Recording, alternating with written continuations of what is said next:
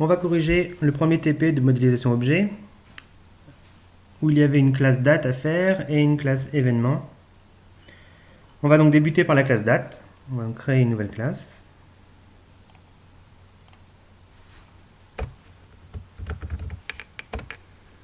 Donc ceci nous crée le point H et le point CPP. Une date va comporter 3 attributs. Un jour, un mois et une année. Et on va rajouter les différentes méthodes qui nous intéressent. Donc dans un premier temps, il nous faut un constructeur par défaut et un constructeur qui prend en paramètre 3 entiers, qui serviront à initialiser les 3 champs jour, mois et année. Donc on va définir un constructeur avec 3 paramètres.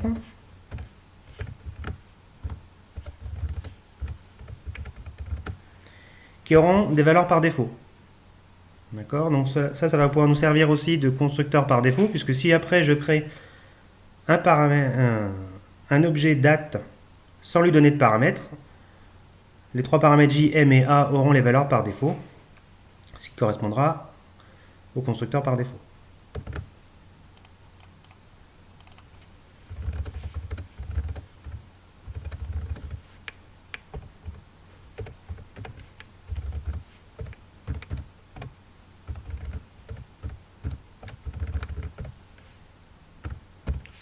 On initialise donc les 3 paramètres, les 3 attributs, aux 3 paramètres qu'on a reçus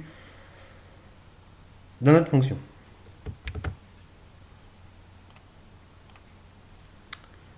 Ensuite, concernant le destructeur, celui-ci reste vide, car les 3 attributs qu'on a sont de type entier. C'est la machine qui va les créer au moment de l'exécution du programme, c'est lui qui va les détruire, on n'a rien de spécifique à détruire. On va également créer un constructeur par copie d'une date.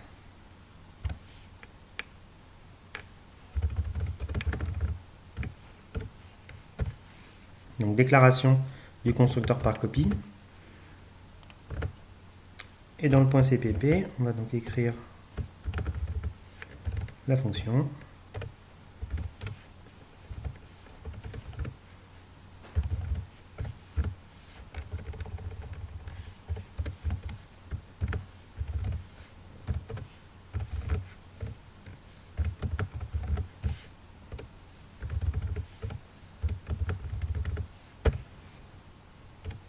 Voilà, donc on initialise les attributs de l'objet avec les attributs d'un objet date qui est passé en paramètre.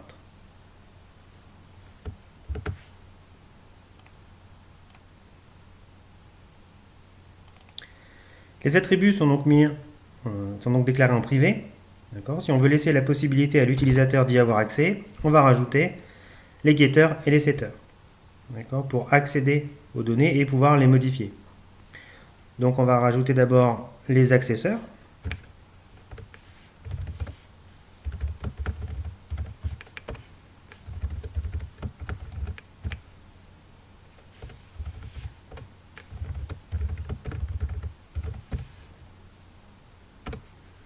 Donc get jour, get mois, get année pour retourner les valeurs qui sont dans jour, mois et année.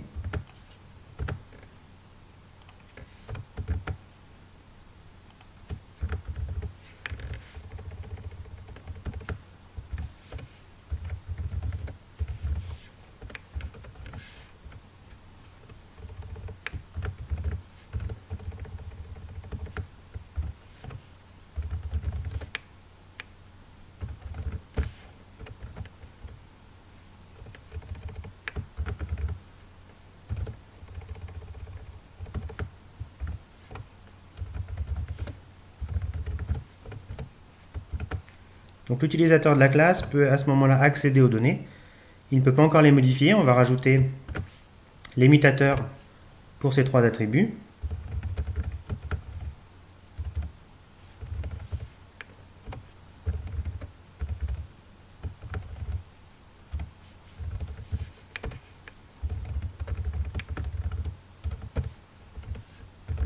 Qui reçoivent un entier, l'entier que l'on va placer dans les 3 attributs jour, mois et année.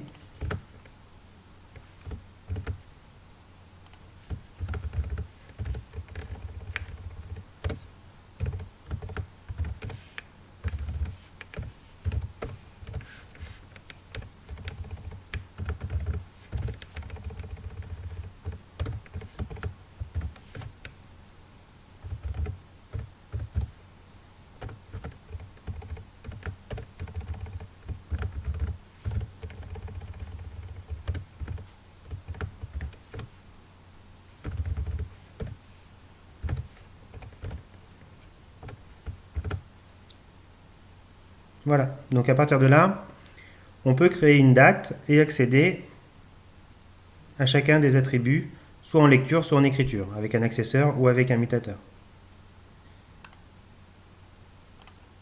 Si on prend un fichier principal,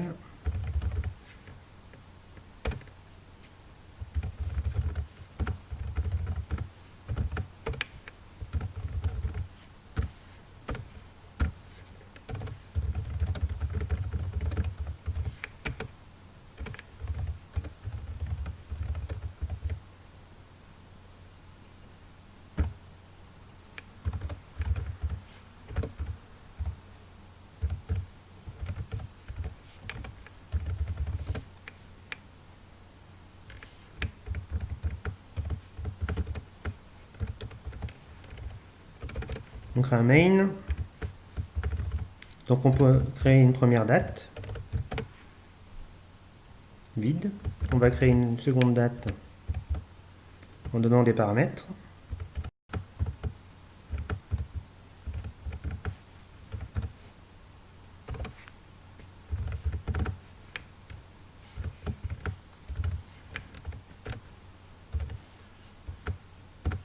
Et donc on a accès aux éléments jour, mois et année de A via les accesseurs.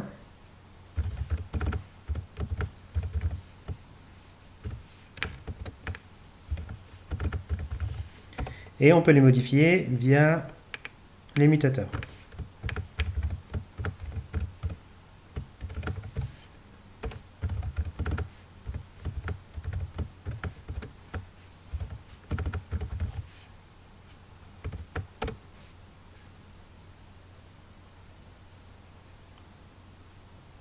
Donc par défaut, le premier jour vaut 1, le mois de A vaut 1, et lorsqu'on le modifie, il est bien modifié dans A.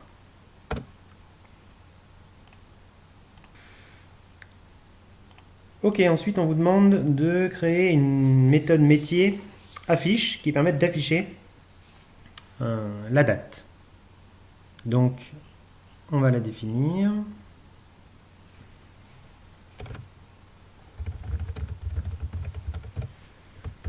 Il n'y a pas de retour, donc les void. Et puis dans date.cpp, on va donc écrire ce qu'elle doit faire. Donc c'est une méthode de la classe date devant. Et elle va afficher le jour, le mois et l'année.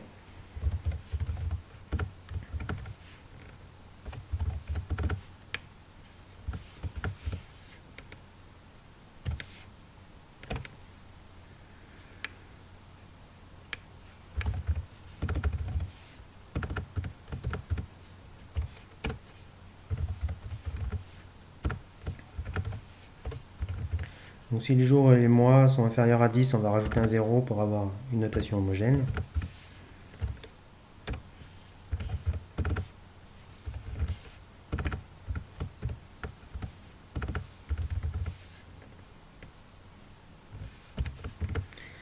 Comme on utilise cout, il ne faut pas qu'on oublie de rajouter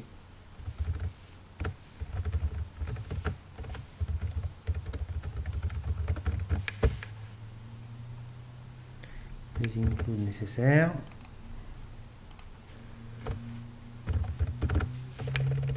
Et donc on peut appeler la méthode affiche pour nos deux dates, par exemple.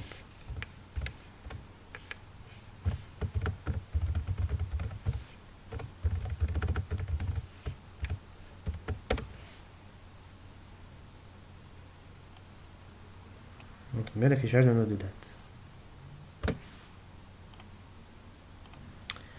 Enfin, on nous demande une méthode métier qui calcule, qui renvoie un booléen pour savoir si la date courante précède une date qui est reçue en paramètre. Donc notre méthode va recevoir un booléen et elle reçoit en paramètre une date.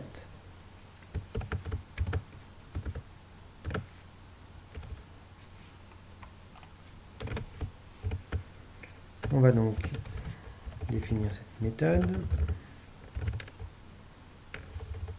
Et on va comparer les attributs de l'objet courant de la classe avec les attributs de l'objet date qu'on a reçu.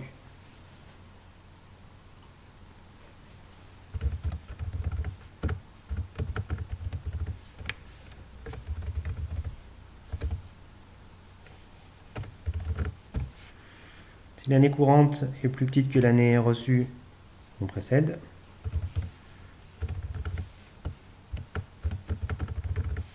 Si elle est strictement plus grande, on succède. À ce niveau-là, les deux années sont égales. On va faire le même test pour les mois.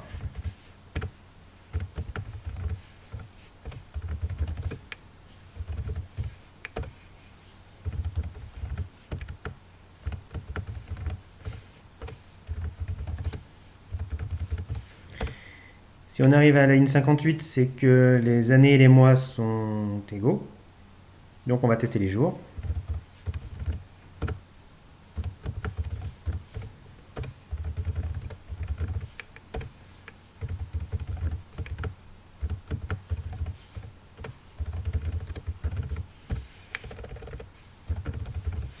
Et si on arrive à la ligne 62, c'est que les deux dates sont les mêmes.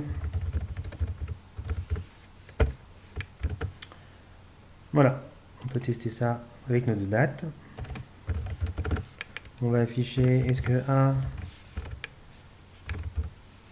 précède B. Et on va afficher est-ce que B précède A.